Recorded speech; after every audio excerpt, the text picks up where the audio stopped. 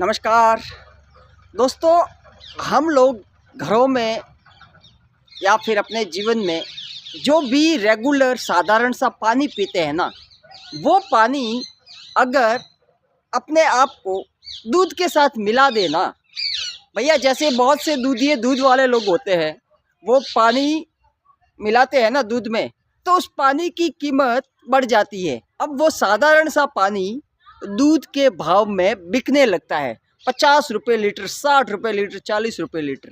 परंतु वही पानी, साधारण सा पानी, जब अपने आप को कीचड़ में मिला देता है ना, तो उसकी जो वैल्यू होती है ना, एक्चुअल जो कीमत होती है ना, वो भी घट जाती है।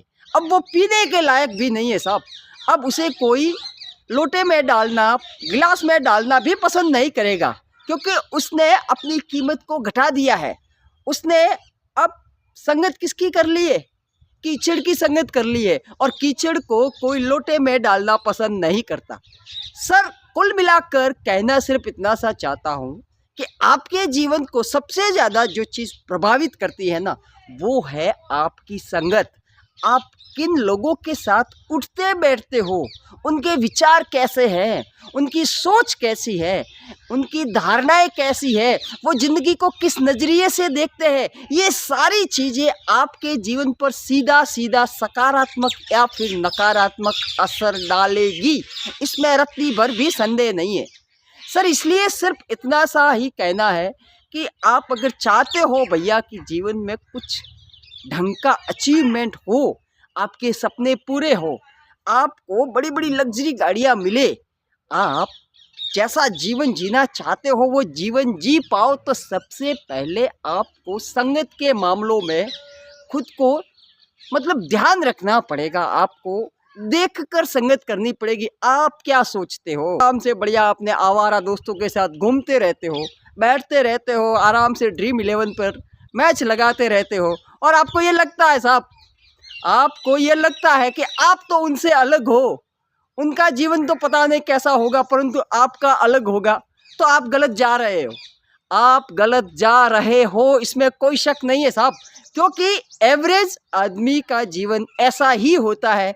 जिन 4-5 लोगों के साथ वो बैठता है ना लगातार कई सालों से, अब वो 4-5 लोग जहाँ तक जाएंगे ना, ज़्यादातर मामलों में 95% केस में वो आदमी भी वहीं तक जाएगा, उनके आसपास ही जाएगा, न ज़्यादा दूर जाएगा न ज़्यादा पीछे रहेगा, बस उतना ही एवरेज जीवन ही जिएगा। क्योंकि आप संगत ही ऐसी रखते हो। अगर आप चाहते हो कि आपके सपने पूरे हो, आपको जीवन में बहुत कुछ मिले, तो सबसे पहले जो आपके आसपास में रोती फिल्में हैं ना, जो दिन भर रोना रोते रहते हैं ना अपनी ज़िंदगी में, यार ये भी नहीं वो भी नहीं, हारी हारी बातें करते हैं, जीवन का रोना रोते रहते हैं, अपना दुख सुनाते रहते हैं, उन लोगों का साथ आपको छोड़ना ही पड़ेगा।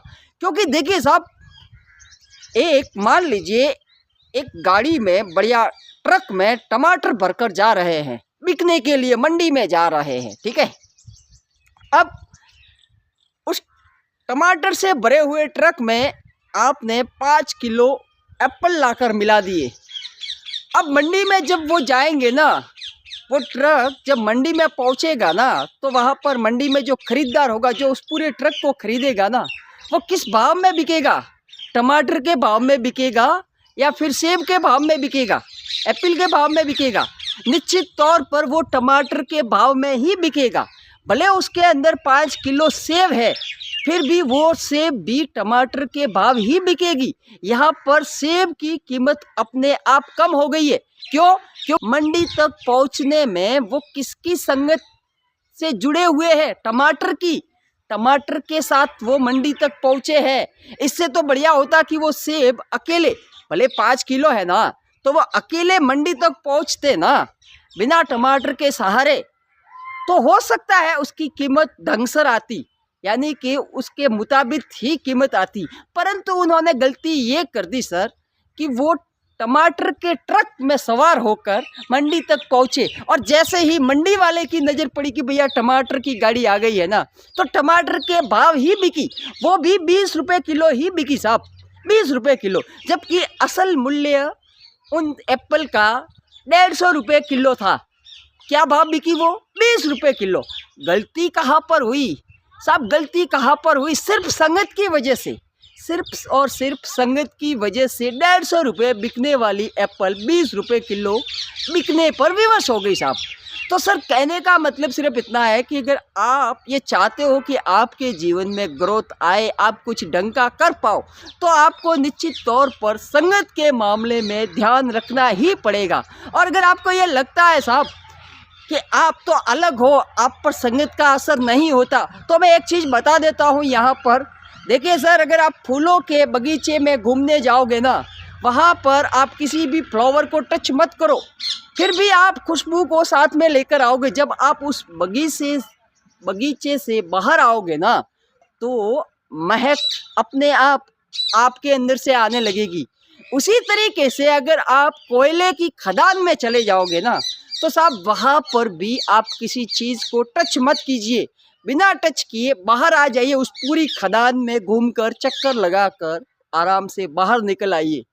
आपके चेहरे पर थोड़ी बहुत काली माँ कहीं न कहीं पर दिख ही जाएगी।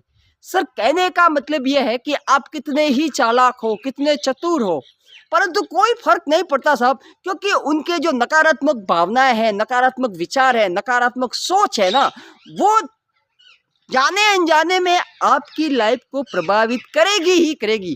क्योंकि सोच, ऊर्जा और ये जो भावनाएं होती है ना, जो आदमी महसूस करता है ना, वो सारी चीज़ें एक संक्रमण की तरह एक से दूसरे की बॉडी में ट्रांसफ़र अपने आप होते रहते हैं, जिनका कंट्रोल आपके ऊपर नहीं है। इसलिए साहब सिर्फ इतना सा ही कहना चाहता हूँ कि अपनी सोच के मामले में, संगत के मामले में आपको ध्यान रखना पड़ेगा कि भैया आप किन लोगों के साथ उठते बैठते हो। अल्बर्ट आइंस्टीन को तो आप जानते ही होंगे, एक बहुत ही प्रसिद्ध सी बात है। आइंस्टीन साहब जो कि बहुत बड़े वैज्ञानिक थे, वो किसी नाम के मोहताज नहीं है, आपको भी पता है, ठीक है। तो साहब वो लेक्चर देने के लिए इधर उधर जाते रहते थे। एक बार किसी कॉलेज में जा रहे थे लेक्चर देने के लिए, वहाँ पर वो हमेशा अपने एक पसंदीदा ड्राइवर था उनका, जो उनकी गाड़ी को ड्राइव करता था, हमेशा उनके साथ ही रहता था। एक तरीके से आप पीए मान लीजिए, राइट हैंड मान लीजिए, ठीक है। वो अल्बर्ट आइंस्टाइन साहब के साथ ही रहता था और बहुत दिन तक साथ रहे ना, तो वो मुंह लग गया था।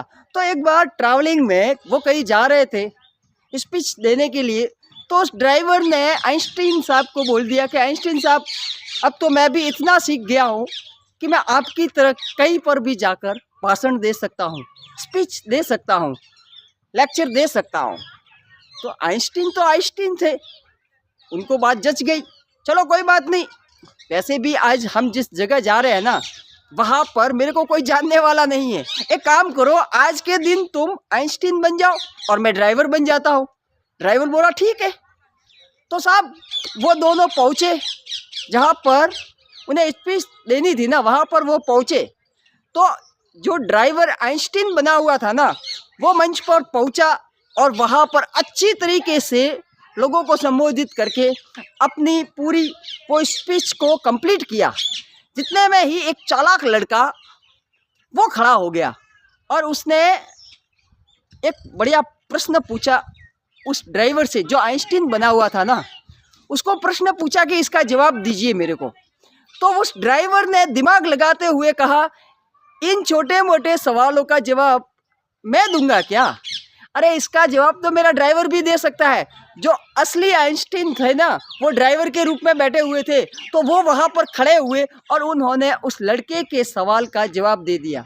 सर कहने का मतलब सिर्फ इतना है, इस कहानी का जो मॉरल है ना, वो मॉरल ऑफ द स्टोरी सिर्फ इतनी सी है साहब, कि जब आप इंटेलिजेंट लोगों के साथ रहते हो ना, तो यकीनन आपका दिमाग भी उन्हीं की तरह चलने लगता है, उन्हीं की तरह काम करने लगता है।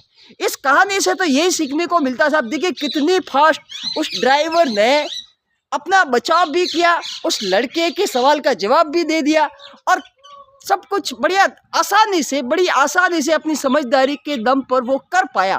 क्यों? क्योंकि वो हमेशा आइंस्टीन की संगत में रहा था साहब, आइंस्टीन की संगत में रहा।